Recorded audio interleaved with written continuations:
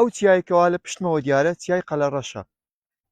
لە مۆرزەدا گژوگیا بەهاریەکان سەرچاوەی بژێوی خەڵکین، بەڵام دەبێت زۆر وشیار بین لەبەر ئەوەی ئەم ساڵ باران و بەفرێکی زۆر باریوە و ڕەنگە ببێتە هۆی خزاندن و هاتنە خوارەوەی دەیان مین لە ناوچە شاخاویەکان بەرەو ناوچە لێژاییەکان.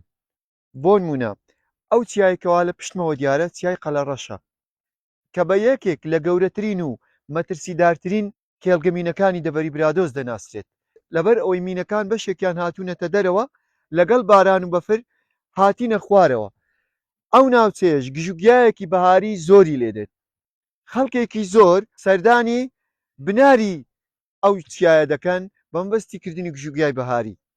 بۆیە لێرە داواتان لێ دەکەم کەوا سەردانی ئەو شوێنانە نەکەن کەوا مەترسی بێت بۆ سەرژیانتان، چەند دەستکە ڕێواس و گژوگیایەکی بەهاری ئەوە نایەنێت کەوا تۆ ژیانی خۆت بخێ مەترسی و گیانی خۆتی لەسەردا بنێی.